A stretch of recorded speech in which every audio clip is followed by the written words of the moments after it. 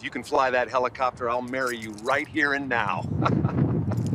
Then I hope you're ready for takeoff, Mr. Ellery. When a billionaire CEO mocked the cleaning lady in front of his entire company, he thought it was just another joke. Until she climbed into his helicopter and did something that left every executive speechless. "Fly that helicopter and I'll marry you." Those were the words that made the entire boardroom roar with laughter. Everyone except one person, the woman holding the mop. It happened on a humid Friday afternoon at a company retreat in Sedona, Arizona. The Ellery Group's senior executives were lounging by the resort's private hangar, drinking imported champagne while the sun turned the desert gold. Grant Ellery, the man who owned everything in sight, the building, the aircraft, the people's time, stood in the center, relishing the attention. He was known for being brilliant but ruthless, charming yet cold. His words could make or break careers, and he loved the power that came with that.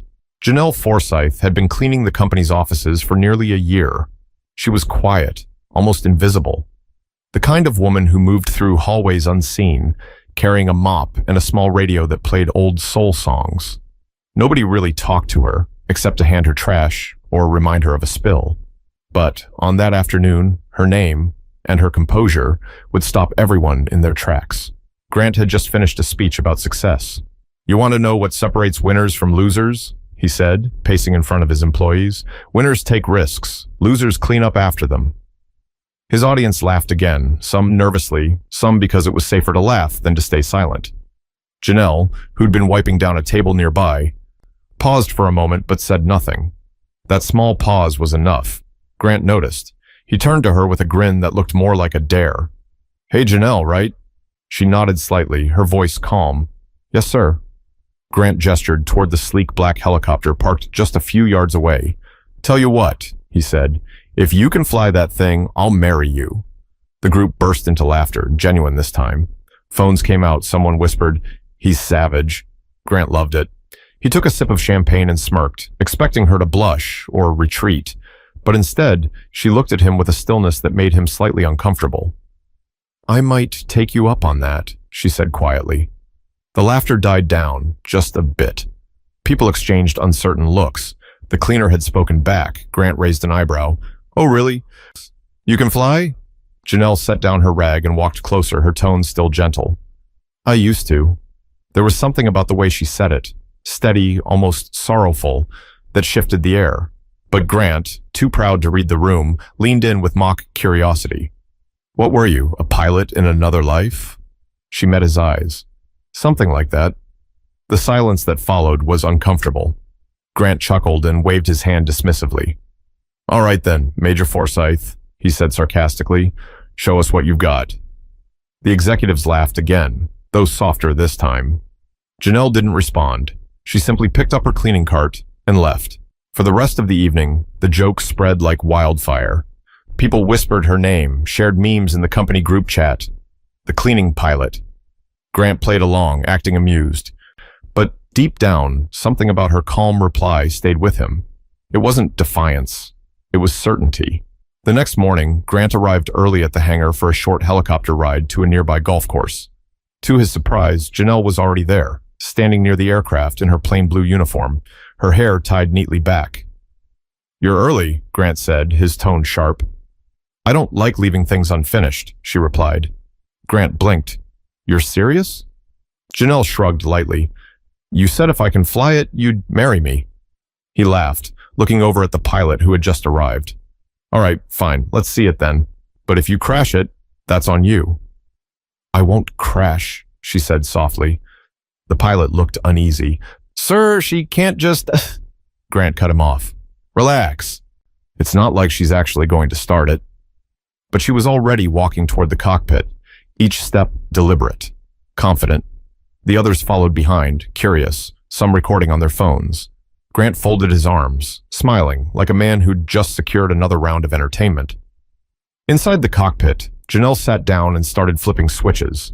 Her hands moved like she'd done it 1,000 times before. The whir of the blades began to spin, the wind kicking up dust across the hangar floor. Grant's smile faltered. "What the hell?" he muttered. The pilot's expression changed from irritation to disbelief. "Sir, she knows what she's doing." The laughter outside stopped completely. Everyone watched as the cleaning lady, the one they'd all dismissed, brought the helicopter to life. She turned her head toward Grant through the glass and gave a single nod, calm and steady, before lifting the machine off the ground. But what happened next would make every single person there question what they thought they knew about her and about themselves. The sound of the helicopter blades still echoed in everyone's ears that night. Nobody at the retreat could talk about anything else. The cleaning lady, Janelle Forsyth, had flown Grant Ellery's private helicopter like it was second nature. She didn't just start it. She lifted it, hovered it, and brought it back down smoother than most trained pilots could. By the time they all returned to the resort, word had spread across every department. The same people who laughed the loudest earlier were now whispering her name in disbelief. Some said it had to be staged. Others thought she'd somehow tricked the system or used remote control tech. Grant, however, didn't say a word. For the first time, the man who always had something to say was quiet. That silence didn't come from respect. Not yet. It came from confusion, and something he hadn't felt in years: embarrassment. Later that night, long after the crowd had gone to bed, Grant sat alone at the bar overlooking the canyon. The desert wind brushed against the windows while he replayed the scene in his mind. The way she moved, the certainty in her eyes, the calmness that didn't match her role. He'd built his life believing that power was about being loud, visible, and in control. But that woman, who scrubbed floors and emptied trash cans, had just taken control of his aircraft, his audience, and his ego without saying more than 10 words. Who the hell is she? He whispered to himself. The next morning, he got his answer. Janelle came to work like nothing had happened. Same blue uniform, same quiet routine. She walked into the main lobby of the Ellery Group headquarters in Phoenix, mop in hand, while everyone pretended not to stare. A few smiled awkwardly, others couldn't meet her eyes. She simply went about her job, polite but distant. Grant had her called into his office. His assistant, nervous, spoke softly. "Ms. Forsyth, Mr. Ellery would like to see you upstairs." Janelle didn't flinch. "Tell him I'll come after I finish the lobby." No one had ever told Grant Ellery to wait. When she finally arrived, he was standing near the window, overlooking the skyline. "Quite the performance," he said without turning around. She placed her hands behind her back. "Wasn't meant to be one." Grant turned to face her, studying her expression. "You're not who you say you are." Janelle's voice stayed level. "I never said who I was, sir." He tried to read her, but she gave him nothing, just composure. "You flew that helicopter better than my pilot," he said. "How?" "I used to fly," she replied. Grant leaned against his desk. "For who? Some private company?" Her gaze drifted toward the window. "For the U.S. Air Force." He blinked. "You're joking." "I'm not." Grant frowned, trying to piece it together. "You were military? What were you doing cleaning floors?" She hesitated, her jaw tightening slightly. "Starting over?" That answer irritated him. "Starting over from what?" Janelle finally looked at him. "Losing everything." The words landed heavy. There was no anger in her voice, no attempt to gain sympathy, just truth. She continued slowly, as if pulling each word from memory. "My husband was a pilot too. We served together. Afghanistan, 2013. His aircraft didn't make it back." Her eyes lowered. "After that, I couldn't sit in a cockpit anymore. The sound of rotors made my hands shake. So, I left. Sold the house, moved states, took whatever work kept me grounded." Grant's arrogance faltered. "I didn't know." "You weren't supposed to," she said softly. "Not everything needs to be announced." The office stayed quiet for a while. Outside, the hum of traffic rose from the city streets. Grant cleared his throat. "Why take a job here?" "I wanted a place where nobody asked questions. People walk past cleaners like we're part of the wallpaper." Grant exhaled through his nose, unsure what to say. For once, he didn't have the upper hand. "You humiliated me in front of everyone," she said, her tone still even. "I could have embarrassed you back, but I didn't. I just showed you what you didn't expect." He met her eyes. "And what's that?" "That not everyone beneath you is below you." Grant didn't reply. He couldn't. That line pierced deeper than he'd ever admit.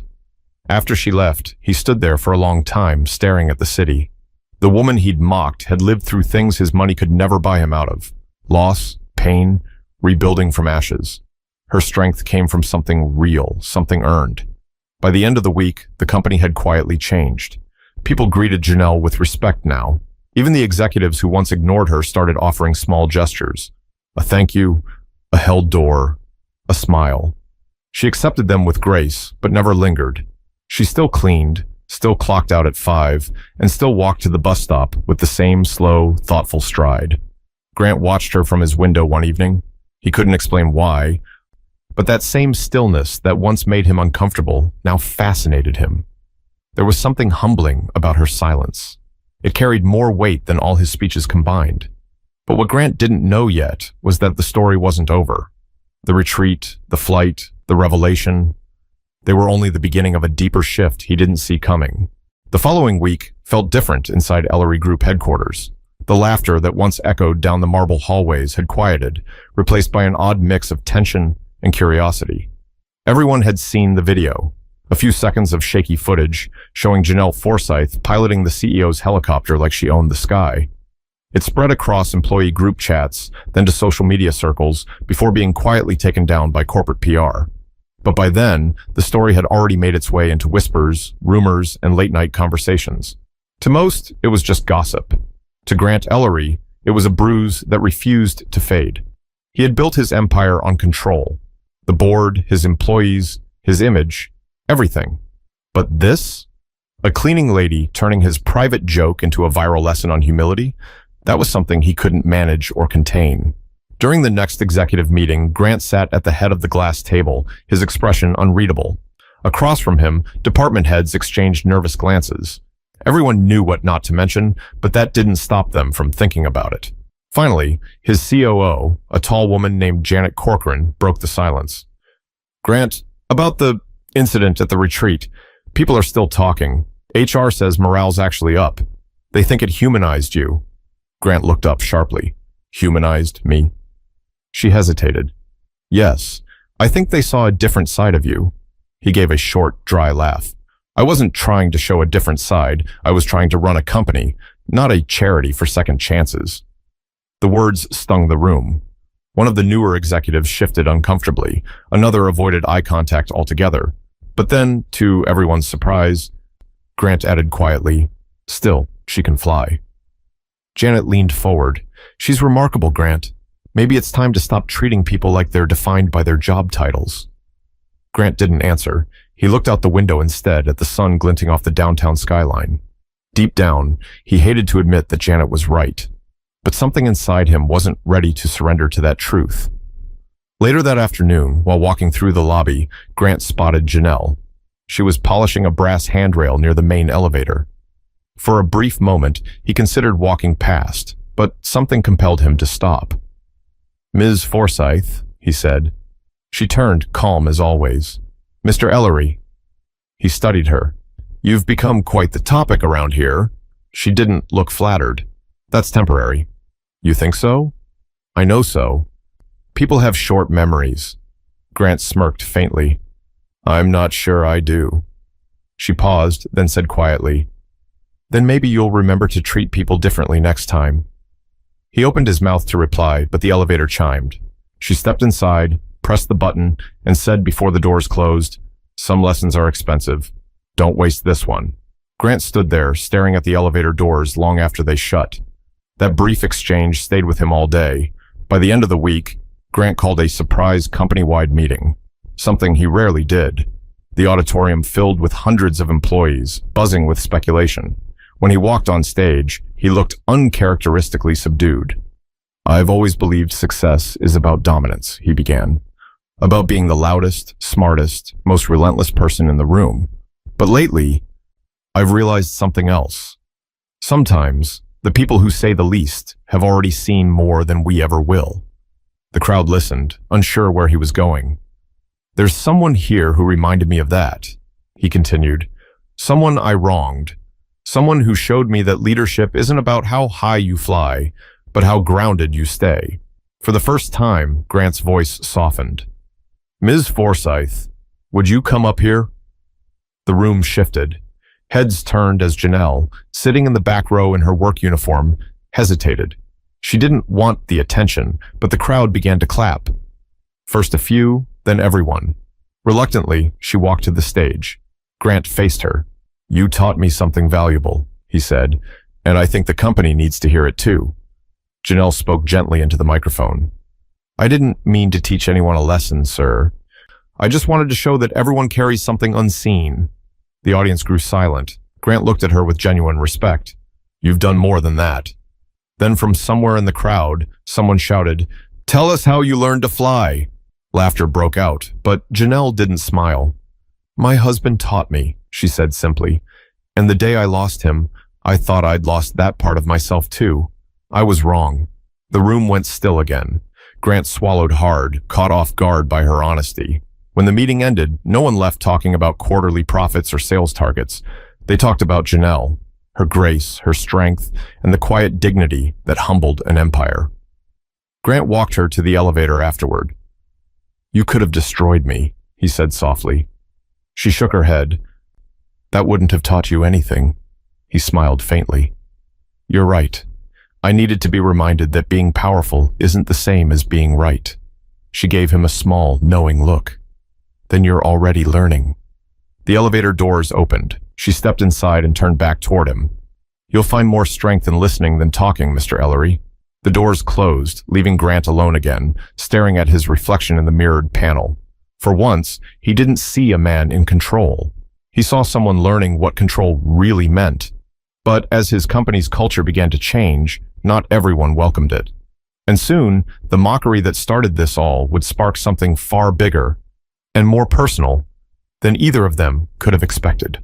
2 weeks after the company meeting, Grant Ellery decided to host another executive retreat, this time at a private property just outside Flagstaff, Arizona, surrounded by pine-covered hills and open sky. It was meant to be a fresh start, a symbolic way of turning the page. Yet beneath the polite smiles and carefully rehearsed speeches, something electric lingered between him and Janelle Forsyth, an unfinished conversation that hovered like a shadow. Janelle wasn't supposed to attend. She was there only because Grant requested her presence under the guise of logistics support. That alone stirred murmurs among the staff. Some joked he was trying to impress her. Others thought he was planning another public apology. But the truth was simpler and deeper. He wanted to understand her. When the group arrived, Grant's helicopter stood gleaming on the tarmac once again, catching the sunlight like a dare. Most people walked past it with awe. Janelle, however, glanced at it the way one looks at an old photograph, with a quiet ache only she could feel. That evening, as the executives gathered around a fire pit after dinner, the conversation inevitably circled back to the same memory. "Grant," said Janet Corcoran, smiling cautiously, "are you going to make any more marriage offers tonight?" The table laughed. Grant rolled his eyes but played along. "Depends who's volunteering," he said. His tone was lighter this time, but when he noticed Janelle standing a few steps away clearing glasses, his chest tightened. He stood up and walked toward her. "Still flying under the radar, Miss Forsyth?" Her lips curved faintly. "It's quieter down here." He glanced at the helicopter again. "I've been thinking about that day." She didn't respond.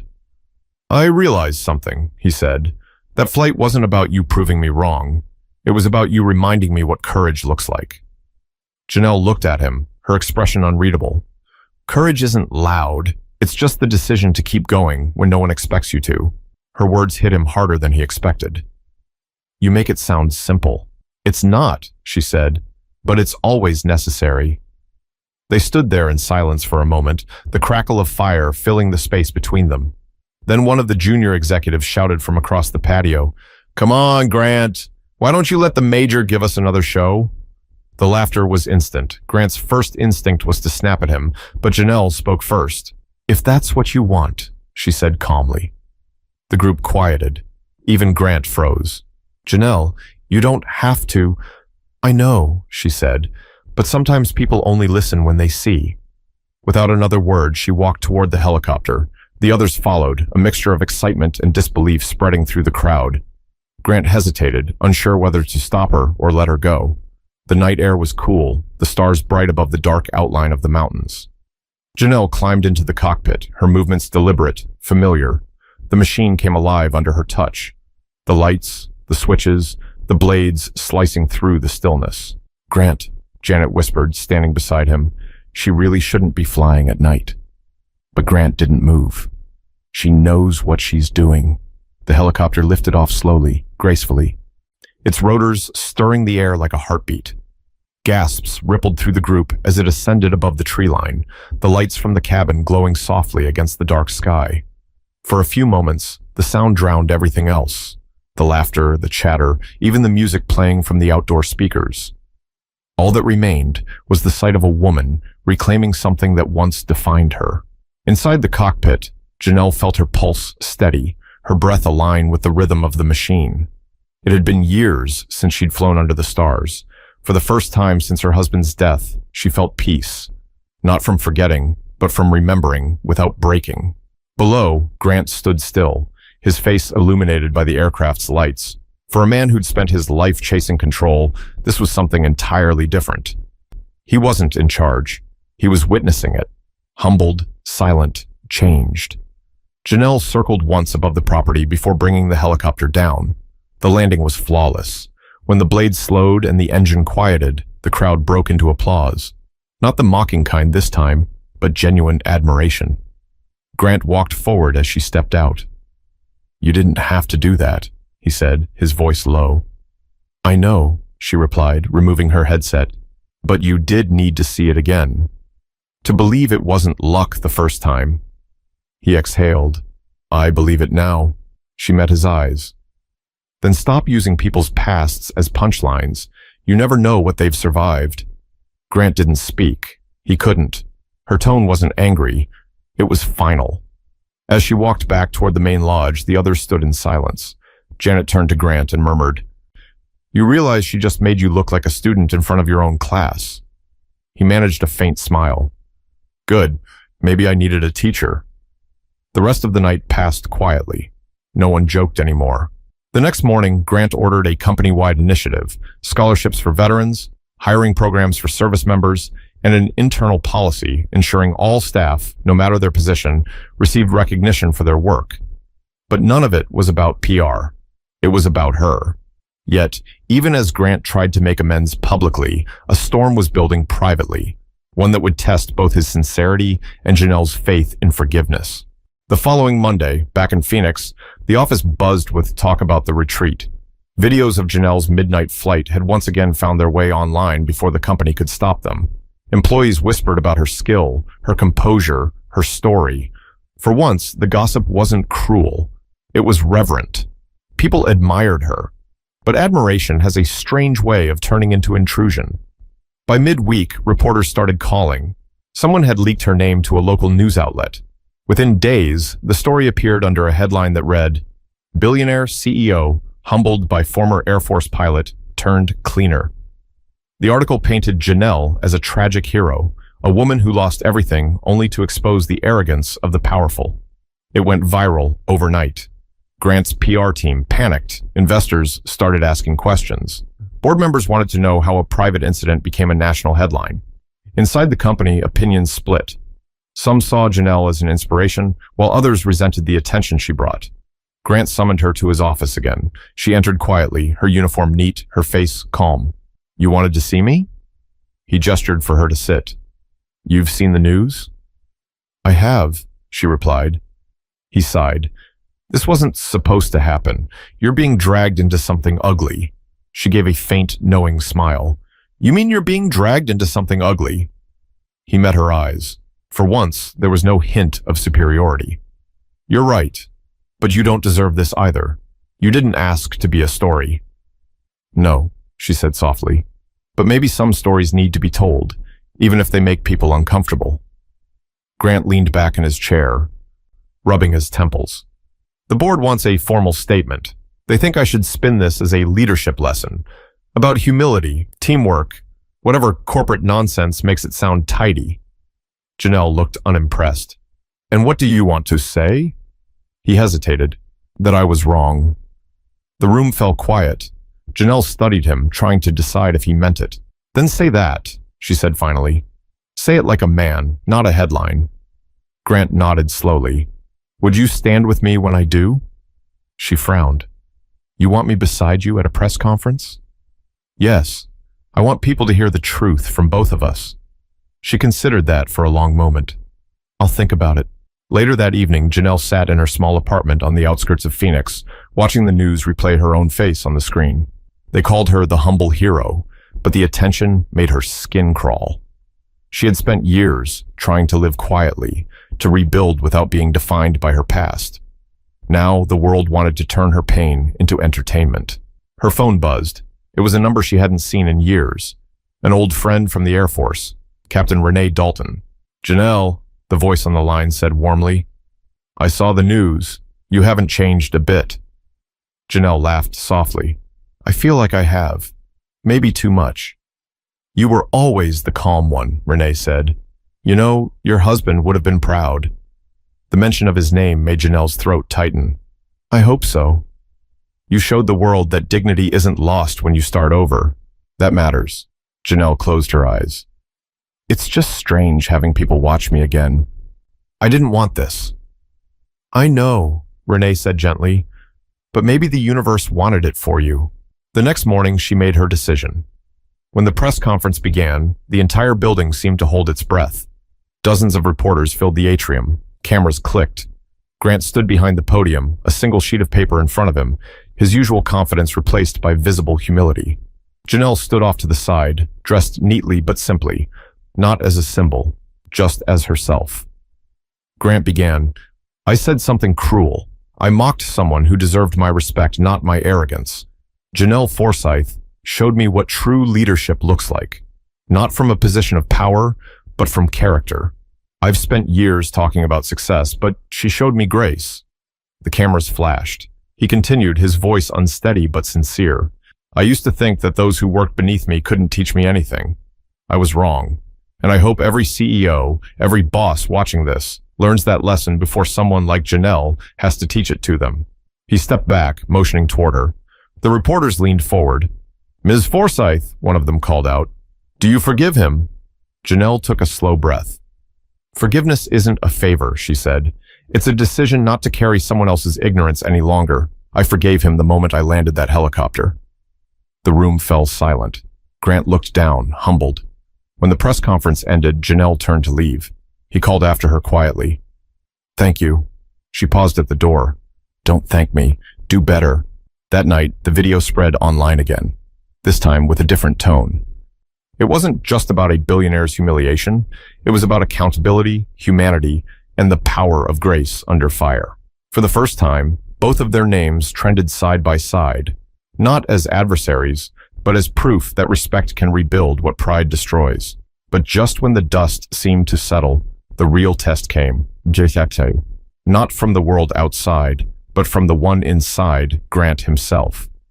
A choice that would show whether his apology was a moment or a transformation. A week after the press conference, Ellery Group looked and felt like a different place. For the first time in years, people actually smiled when they walked into the building. The atmosphere had shifted from fear to respect. Even the janitorial team, once invisible, was treated like part of the company family. The echo of Janelle's words seemed to live in the air itself. Grant Ellery, the man once known for his ruthless perfectionism, found himself doing something no one thought he was capable of: listening. He started eating lunch in the company cafeteria instead of his private office. The first day he did it, conversation stopped mid-sentence. By the end of the week, employees began joining him at the long tables, uncertain at first, then more comfortably each day. He didn't give speeches, didn't command attention. He just listened. To interns, to receptionists, even to the cleaning staff. He noticed things he'd never paid attention to before: how tired the night shift looked when they clocked out, how the security guard always stood a little straighter when greeted by name, how a few kind words could change someone's entire mood. It was new territory for a man who'd built walls so high, even success couldn't see over them. But change, no matter how sincere, never comes without resistance. During a board meeting later that month, some of the senior executives voiced their concerns. One of them, Paul Drayden, a man known for his blunt pragmatism, spoke first. "Grant, this redemption tour of yours, it's making people nervous. Investors are asking if you've gone soft." Grant leaned back in his chair. "If treating people with dignity makes me soft, then maybe that's the problem." Paul pressed on. "It's not about dignity. It's about optics. You're turning this company into a social experiment." Janet Corcoran interrupted, her tone sharp. He's turning it into a decent place to work. The tension hung in the air. Grant looked around the table, half the faces loyal, half calculating. Gentlemen, he said evenly, we built this empire by chasing numbers. Maybe it's time we start chasing integrity too. A few clapped softly. Paul didn't. After the meeting, Grant walked into his office, exhausted but oddly calm. He glanced at the framed photo on his desk, not of himself or his company, but of the helicopter that started it all. A reminder of the moment he lost his pride and found his humanity. Just then, his phone rang. It was Janelle. Mr. Ellery, she said. You've been making headlines again. He chuckled. Hopefully better ones this time. They're saying you're becoming a reformer, she teased lightly. I'm just trying to make things right. Then you already are, she said. Just remember, real change isn't what people see on camera. It's what you do when no one's watching. Her words stayed with him. That night, Grant drove to her neighborhood, not in one of his luxury cars, but in an old SUV he hadn't used in years. He parked outside her modest apartment complex and waited until she came out carrying a small bag of groceries. When she saw him, she looked surprised, but not uncomfortable. You lost? He smiled. Maybe. I thought I'd stop by and see how you're doing. She nodded toward the grocery bag. Doing fine, still working, still living. He followed her to the door, offering to carry the bag, but she waved him off. Inside, the apartment was simple, but warm. Bookshelves lined with worn paperbacks, photos of her husband in uniform, and a single model helicopter on a side table. You kept it, he said softly. I built it, she replied. When I couldn't fly anymore, I built models. It helped. Grant took a slow breath. I've been thinking about starting a foundation for veterans who can't find work after service. I'd like you to help me lead it. She blinked, taken aback. I clean your offices, Mr. Ellery. I'm not a board member. He shook his head. You're exactly what it needs. Someone who understands what rebuilding really means. For the first time since he'd met her, she looked genuinely unsure. You really think people will take orders from a janitor? I think they'll follow someone who's earned respect, he said quietly. And that's you. Janelle studied him for a moment, then smiled faintly. You've changed. Maybe I'm finally learning, he said. A few weeks later, the Forsyth Initiative launched, a company-funded program offering scholarships and employment to veterans transitioning to civilian life. Grant made sure Janelle's name was on the project front and center. During the launch event, she stood beside him on stage once again, but this time the balance had shifted. They weren't CEO and cleaner anymore. They were equals, bound by something greater than position or pride. After the speech, as the crowd dispersed, Janelle turned to him. You've built something good here. Don't lose it chasing the next win. He nodded. Not this time. She smiled, the kind of smile that carried both peace and closure.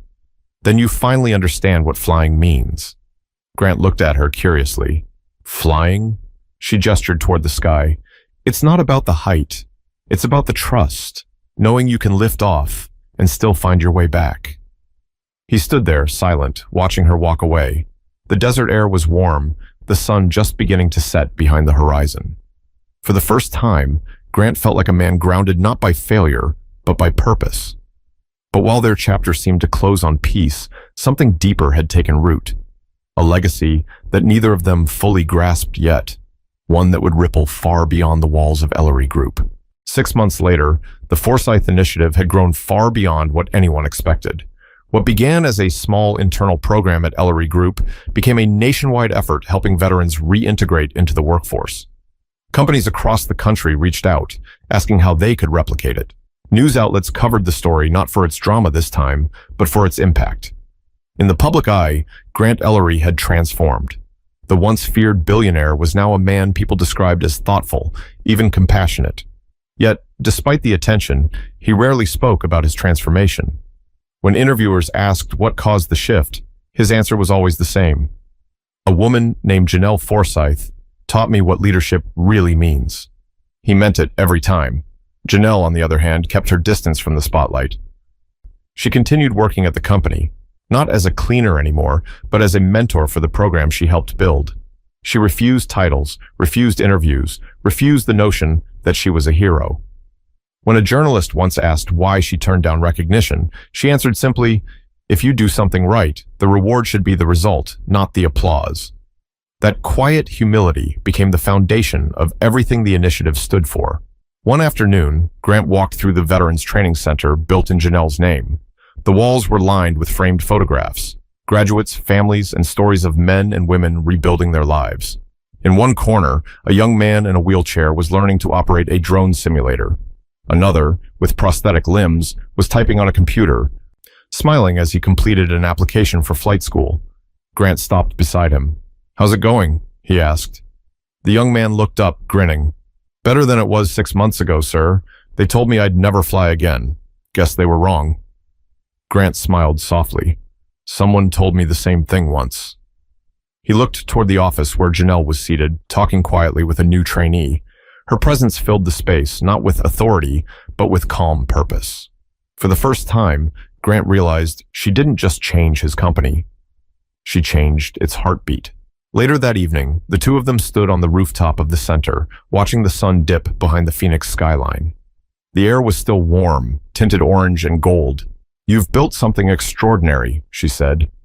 "We built it," Grant corrected. She smiled. "I just gave you a push. You did the rest." Grant shook his head. "You gave me more than a push, Janelle. You gave me perspective." She looked thoughtful. "Perspective is funny. You can't buy it, you can't fake it, and you can't force someone to have it. You only get it when you stop seeing people as what they do and start seeing them as who they are." Grant leaned against the railing, nodding slowly. "I spent 20 years believing success was about control. Turns out, the moment I lost control, I found clarity." She gave a faint laugh. "You had to fall from a pretty high up to see that." "Worth every inch," he said quietly. A comfortable silence followed. Below them, the city lights began to glow, tiny specks stretching to the horizon. Grant turned to her and said, "You ever think about flying again?" Janelle's eyes softened. "Every day, but I think I already am. Just not in the way I used to." He smiled. "You know, I still haven't made good on that ridiculous bet." She chuckled. "You mean the one where you said you'd marry me if I could fly your helicopter?" He laughed, shaking his head. "That one. I meant it as a joke, but now I think you were the one person I couldn't afford to underestimate." She looked at him for a long moment, then said gently, "The best marriages, professional or otherwise, are built on respect, and I think we've both learned how to build that." The wind picked up slightly, rustling her hair. She turned toward the skyline again, her voice steady. "I used to believe flying was freedom, but now I think real freedom is being seen for who you are, without the titles, without the judgment." Grant followed her gaze. "And I used to believe success was power, but now I know success is impact. What changes after you leave the room?" For a long moment, neither of them spoke. The city stretched beneath them, alive and endless. The story that had begun with mockery had become something else entirely, a testament to humility, second chances, and unseen greatness. Months later, during a televised interview, a reporter asked Janelle what advice she'd give to someone who feels overlooked, forgotten, or undervalued. She smiled softly and said, "Don't measure your worth by how loud the world claps for you. Measure it by how you carry yourself when no one's watching. The world doesn't need more heroes. It needs more people who remember their humanity." Those words went viral again, but this time, neither she nor Grant paid much attention. They had work to do, new programs, more veterans to support, and lives to change. Back at the rooftop of the training center one evening, Grant watched another helicopter soar above the horizon, this time piloted by one of Janelle's students. He turned to her and said quietly, "Looks like your legacy's taking off." She smiled. "It's not mine alone. It belongs to everyone who decided to see beyond uniforms, mine included." The sky dimmed to purple, then blue, and finally to night. The lights of the city shimmered like scattered stars. Grant looked up and said, "You were right. Greatness doesn't always wear a suit or fly first class. Sometimes it pushes a mop and changes the world anyway." Janelle nodded, her voice soft but steady. "Then remember that, Grant, and make sure others do too." He turned toward the camera crew recording a promotional video for the foundation and said his final words with quiet conviction. "Never judge someone by where you meet them. You have no idea what skies they've already flown. If you believe in stories that remind us of humility, second chances, and unseen strength, share this one. Because sometimes the smallest act of respect can change everything. Subscribe for more stories that keep that spirit alive.